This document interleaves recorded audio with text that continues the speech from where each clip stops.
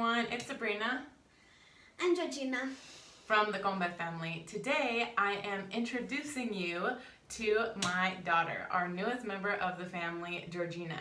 And we wanted to talk about her life before she came to live with us and the struggles of not speaking English when she came to live with us and how we have overcome all of those things. So let's get started with her introducing us to her life before she came to live with our family. So can you explain to us how your life was, where you lived, who you lived with, school, all of that stuff before you lived with us? I usually was living with Bibi, like grandma. my grandma and my grandfather, my sister. That's all I live with, and I usually go to school. I did not have any books like to read, like to learn. No, I usually used to walk like to school. When we late, we are getting beaten. And I didn't know like that. When we don't pay, we don't go to school. Just being there playing outside all day. Who'd you play with? Just my cousins, Maureen, Paulo, Silas, and my sister. And how did you take a bath? Using a basin. I like not in the bathroom, just outside. Yeah, that's where we used to take a bath. Okay, and what other questions? Where did you sleep? In a bed, sometimes in the ground, and just once they can just climb on you. That is disgusting. I hate when that happens. And who did you sleep with? Like when you were sleeping in the bed, who did you sleep with? My grandfather, or sometimes my grandmother, or sometimes with my sister. So sometimes it would be like you and your sister Rachel and Bibi in the same bed? No. Oh, okay, so you had separate beds? We have two beds. Okay. Bibi and Babu sleeps in one bed. Me and Rachel sleep in one bed. Oh, okay. Okay, what else? What would you eat for snacks? The left of ugali, just ugali. If there's not anything, just ugali. Was there like trees where you could go get like other stuff? Yeah. So like what would you get off the trees for a snack? Mchicha. Okay. Yeah. So like spinach or like was there mango trees around? Yeah. Okay. And then those like little apple things, right? Yeah. I don't know what the fruit is called, but it's like looks like a little tiny apple and they would get those to like snack on as well. So that's a main difference that here when they say, "Oh, I'm hungry, Mom, can I have a snack?" then we'll get something from the kitchen. But they don't have that type of food in her grandma's house. So they would just make meals. So they would have breakfast and then they would have lunch or dinner, typically, one or the other. And that would be the only food that they had. They don't have anything that they could just make for snack.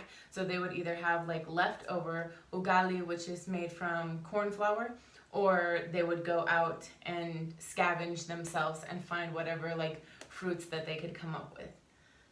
So I had one more question. Okay, so tell us about food. Like what would you have for breakfast? What would you have for lunch or dinner? Explain that to us. Breakfast, you can have porridge or tea and bread or mandazi. Okay. Sometimes to lunch, can just have ugali and mchicha. Okay. And dinner could not have anything. Okay, Or so you could eat lunch and then you could not eat lunch and then you can eat dinner. okay, so you just either ate just lunch or just dinner. I would rather eat just dinner. Okay. So you would have ugali and spinach. What else would you have with ugali? Meat sometimes. Okay. Fish. And Sukumoiki. yeah. Sukumoiki. Okay. Awesome. So that gives you guys like a general idea of how things were when she lived in the village. She would go to school when her grandparents could afford to send her to school, but if she didn't pay school fees, then she couldn't go to school, or they would send her home anyways. So then she would just stay at home and play with some of her cousins and help with chores like doing the dishes, or sometimes helping with BB cooking. Yeah. And things like that. Then she would take a bath outside in a basin. Oh, also explain the water situation. That's a good one. And well, like you want fresh water, you need to pay. When you don't pay, then you don't get water. Or sometimes you can just drink salty water that you don't have even to pay. You get it from well. Yeah. Yeah. So she's saying that there's a way that you can get free water, but it's from a well and it's like salty. So you don't really want to drink that water or really even cook with it if you don't have to. But then there's a way that you can get fresh water, but that you have to pay for, and her grandparents don't always have the money to pay for that. So then sometimes she would have to, when she would go to school, she would take some type of like water jug or container, and then she would fill that with water so that she could bring some type of water home to her grandparents, because they're struggling so much to get water. There's no tap at her grandparents' house. There's no water supply at all coming to their house, so they have to bring in all of the water that they use there. Or actually, the water goes faster because of washing clothes. Yes, washing clothes and taking a shower. Yeah, so think about having to bring in all of the water that you use in your home. Not just turning on the faucet. We have a faucet here, but they don't in the village with her grandparents. So every ounce of water that you use, you have to bring in yourself. So for laundry, to wash your clothes, to wash your body, to drink, to cook, all of these reasons that you use water, you have to bring all of the water in. So she would have to help her grandma bring the water in like 20-liter jugs back to the house, and it was from very far away. So anything else? Okay, so that's the general idea of how her life was before she lived with us. And we are not saying this to say that her life is so much better now, or it was so much worse then. Like, she loves her grandparents. She loved her life then, and she loves her life now. That is what we're trying to get at with this YouTube channel, that nobody's life is better just because they have more or less. It's just different. So she lived a different life before she lived with us. We lived a different life in America before we moved here. So everybody just has different lifestyles, different chapters in their life, and they're all just different. Nobody is better or worse than the next person. So we want to make sure that you guys know that as we're going through this interview. So the next thing I want to talk about is what you thought about me when you first met me in the village. So funny. Just whatever you can remember. I don't remember even. And I didn't know how to speak English. And I was so freaking scared. Did somebody tell you that you were gonna come live with us? No. Or you didn't know then? No. My mom told me. Oh, No. like later? Bibi told you, but like later? Yeah. Or did you know when I was like coming to the village to I visit? knew. Oh, okay. So that's why. So she didn't speak any English, but like she would still like come and just like stand by me. So I was like sitting in a chair, and she would just like come stand here, and she like didn't speak any English, so she would just like stand there, just quiet, just always standing next to me. I was like, good, I think at least she likes me. So yeah, that was like my first impression. Safa was so freaking annoying. Like, I would sit right here and she'll be here. Blah, blah, blah, blah. Can't even understand what she's talking about. Because Georgina didn't speak any English then, and so Safari, she's met people all over the world, and she still doesn't care that the person doesn't speak English. I don't know where she gets this, but she'll just talk. So Georgina obviously doesn't speak English, right? And she's like, yeah, well, we're gonna do this, and it'll be so much fun to play with you, and you're gonna move in with us, and it's gonna be great. And Georgina's just like, I don't know what she's saying. So that's why she's saying Safari was annoying. She said, so besides the whole like talking part, did you like playing with Safari? Yeah.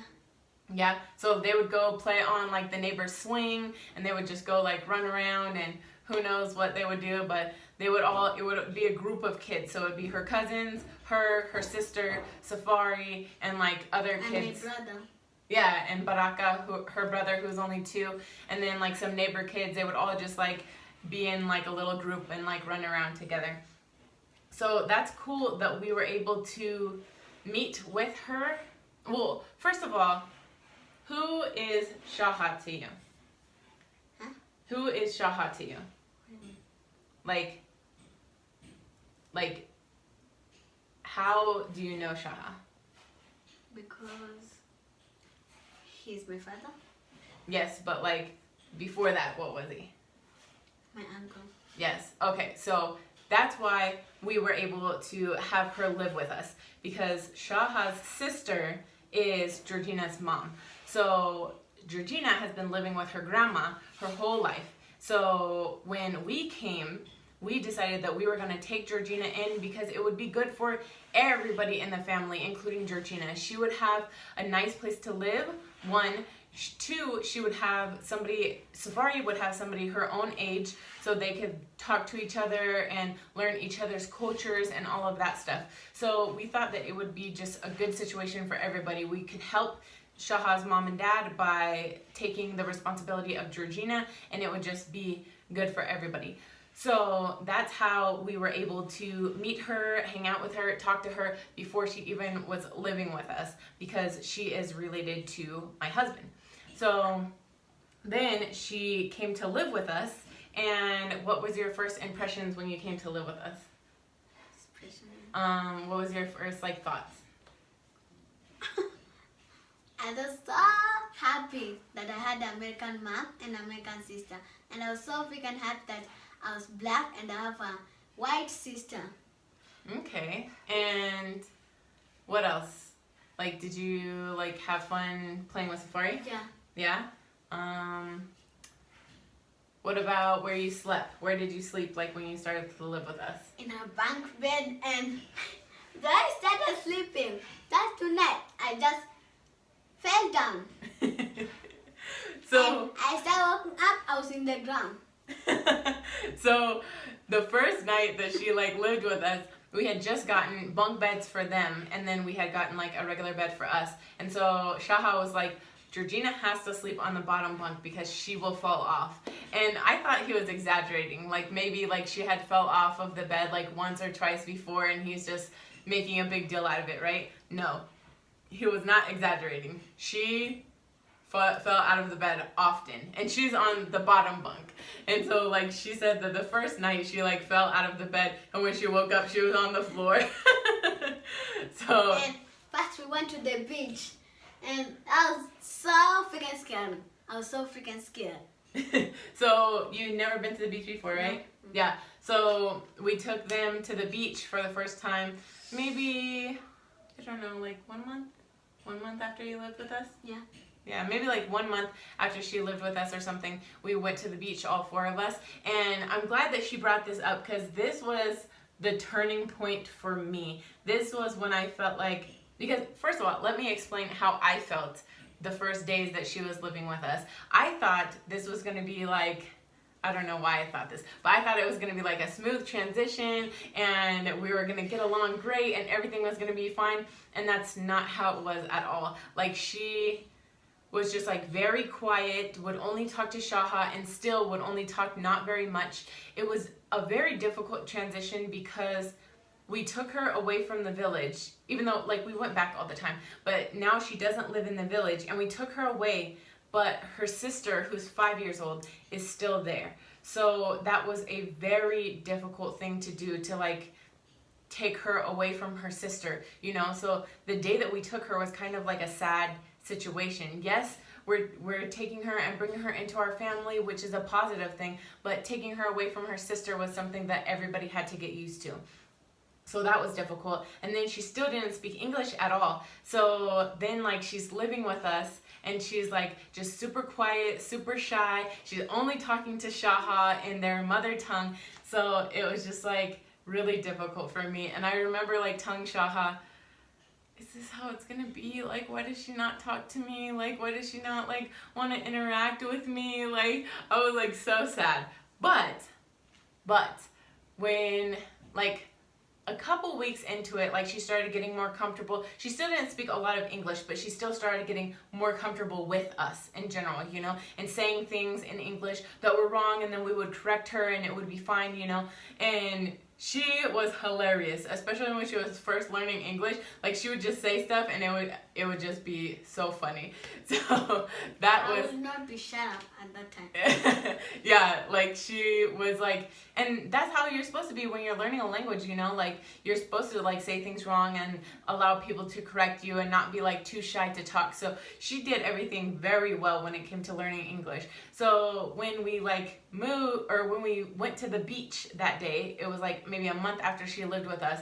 That was when I felt the turning point, because when we first went to the beach and we got in the beach, she was scared. She had never been to the beach before, and so she was holding on to Shaha like so tight, so tight, so tight, and Shaha was like, no, just go swim, like you'll figure it out, right? And so then she, like, Shaha would push her away, and then she would come like hold on to me, and I would hold her, and it made me feel like, oh, she's warming up to me. And then like I think a little while after that, like she started calling me mom, and I was like, okay, like we're gonna be a family. So And while in the beach, Safa was about to kill me. She dropped me in the water. that's funny. But yeah, so that was like a really good like family outing. It was like the first time where it felt like we were like a family of four, and that everybody had a relationship with everybody. So that was like really good for us. And we have our own motorbike. We can go to the beach. Yep, that was awesome. Okay, so let's talk about, was it hard learning to speak English? Not that much. No? No. How long did it take you to learn to speak English? 3 months or 4 months? Yep, about 3 or 4 months. And I will tell you, when I found that it was like she had learned to speak English, Shaha was like somewhere, I don't know if he went to his mom's house or something, but he was not home, and it was just me and Georgina and Safari. And Safari like lay down on her bed and started taking a nap. So it was just me and Georgina awake, and I think I was like in the kitchen doing something, or I don't know what I was doing. I was outside playing with my doll, and I was in the kitchen cooking. Yeah, and then you came Shaha, inside. Drama, and Rachel came. No, not that time. And then like you were inside, and we had like the stack of chairs that we used for for when we would eat dinner together. Yeah. And so she was sitting on the stack of chairs, and she was just talking in English. I don't know what she was talking about. She was just talking. She was like, yeah, we went outside and we played and we did this, and then yeah, it was so much fun, and we made this and we went here, and in the village sometimes we blah blah blah. And I was just like, oh my God, this kid won't shut up. So that's kind of when I realized, like, okay, well, we are getting comfortable with each other. She is speaking English very well. So that was a good turning point as well. So, I'm looking at my questions down here. What do you like most about living with us? Oh, let's see. I thought I lived in a nice house, and they only took me because Safa did not have anybody to play with or to talk with. That was a problem. So explain that better. Like, tell me what you mean. I mean, Safa did not have anybody like to play with and like to talk with anybody. Yeah, she would not be playing with anybody, and Salma doesn't like speak English well. Yeah. So like, that's not the only reason that we took you. We took you because we wanted to help your grandma and grandpa, because you know, like, they were spending money on extra water because you have to take a bath, you know, extra water because they have to make more food for you, you know, they have to pay for your school fees. All of those things were costing them a lot of money, and they don't have a lot of money. So we took you to help them out. We took you because you were like one of Shaha's favorite nieces. Yeah. So like Shaha would always call you when he was at school, right? All the time he would call you and talk to you on the phone. Yeah. So Shaha cares about you, so he wanted to make sure that you were in a good situation, and then it was just a bonus that you were the same age as Safari, so like it was helping Safari understand like the culture more. And I also have to live right here so that like I can have a good job, like I can help my family. Okay. Yeah, that's true. So because of the kind of schooling that we're giving you and how much you're learning all the time and reading English and all of that The teacher in Bahati taught us how to wash our face. So she's saying that like, I've said this before in a couple other videos, like the Kenyan school system is not up to par with the American school system. So what Safari might have learned in 2nd grade, like it would be something that they might learn in 4th or 5th grade here. So something that they learn in Kenya in 2nd grade would be something that American kids would learn in like preschool or kindergarten. So what grade was that? Grade 1. Grade 1. Okay, so she was in 1st grade, and the teacher told them, bring a basin, like a container to put water. Did they say bring water? A towel. No, Yes, you didn't have to yes, a bring towel. water, right? Yeah. Okay, so they had to bring basin, a towel, and soap, and like a handkerchief to wash their face. And so the teacher taught them how to wash their face. So at this time, she's like 7 or 8, and the teacher is, how old are you? 9. No, like when you were in grade 1. You're like 7 or 8? 7. 7. And so like by 7 years old, she should know how to wash her face, right? She takes a bath in the basin at her grandma's house, and she included in that is washing her face. So that's just kind of an example that she's giving of like how ridiculous things were that they taught them at this school that she went to when she was in the village, because she should already know how to wash her face, right? Also, what language did the teacher usually teach you in? Yeah, the teacher would teach them in their mother tongue language, Mijikenda, which they're not supposed to do. They're supposed to be taught in English in schools in Kenya. So it kind of like didn't help her at all. When I met her, she didn't know how to say hello. She didn't know any words in English. I know how to say, how are you? But I was so freaking scared. Yes. So, and that's a lot of kids that you'll see in the village. They'll be like, hello, how are you? How are you? Even here in Nairobi, the little kids, they'll be like, how are you? And I'll be like, I'm fine, how are you? And they'll be like, so like that's all they know. Hello, how are you? I'm fine. Hello, Just how like are you? I'm fine. Maybe just jumbo. Yeah, yeah. Or how are you? Yeah, so that's like the little, sorry for the sound, they're doing construction outside.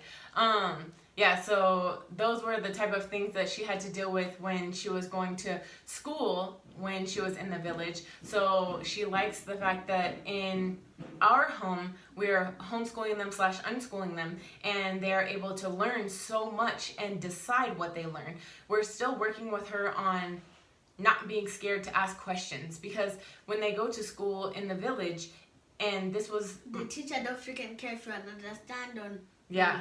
And Shaha was the same way. He would just pretend that he knew what the teacher was talking about or copy off of his friends because he didn't want to get in trouble for not knowing. Even though it's the teacher's job to teach you. If you don't understand, then the teacher should be prepared to explain it to you in a different way. But that's not the case. They would just be like hit or caned is what they call it here, because they didn't understand the first time. She don't even freaking care if you fail on the exam or no.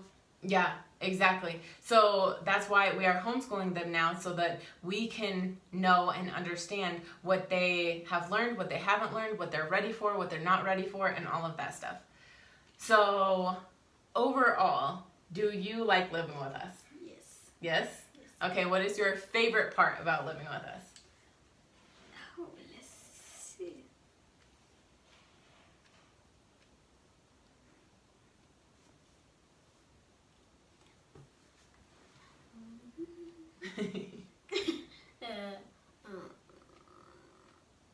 I like that you guys like took me like to live with you guys, and I was so happy. But what is your like favorite part? Like is your food the favorite part? Is books the favorite part? Is being with Safari the favorite part? Is being in like this family in general the favorite part? Is watching TV the favorite part? What's your favorite part about living with us? Reading books is my favorite part. Okay, reading books. Because I want to learn. But I'm not reading for math books, no. Because I did not read books in the village.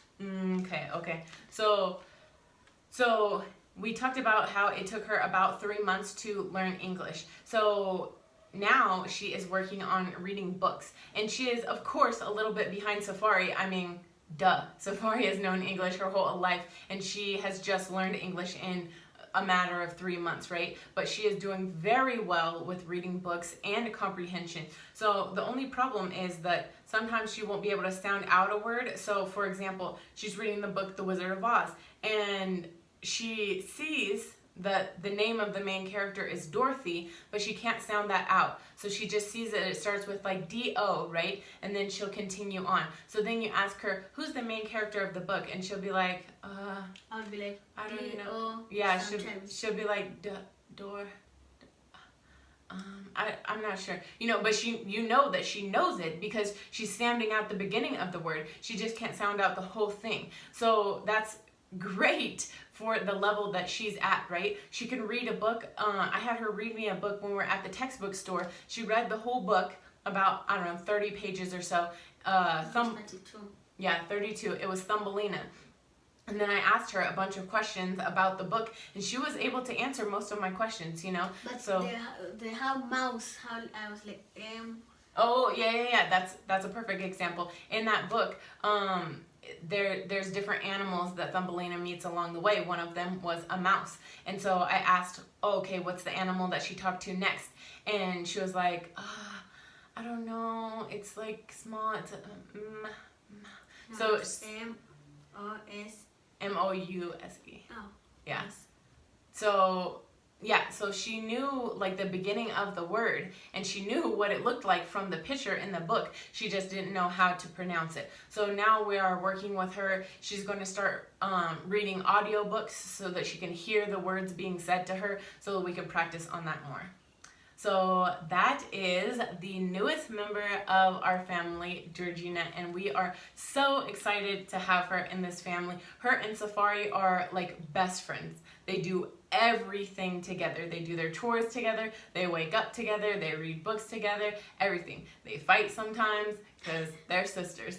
Like a lot of people outside that play with them, or even at the schools that they've been to, are like, are you guys twins? Because we bring them to school together. They were in the same class. We picked them up together. So they are just doing so well together as sisters, and we couldn't be more happy about that. Have we had struggles along the way? Yes. But what families don't? I think looking at everything that we have had to deal with in growing our family in the unique way that we have, I think that we are very blessed in the way things have turned out, and just how happy we are as a family of 4. So anything you have to say? No. Okay. So thank you so much for listening to our interview/introduction of the newest member of our family, Georgina. I hope you guys love her as much as we do, and she will definitely be in more of our videos in the future. So look out for that. So please remember to like, comment, share, and subscribe, and we'll see you in our next video. Bye. Bye.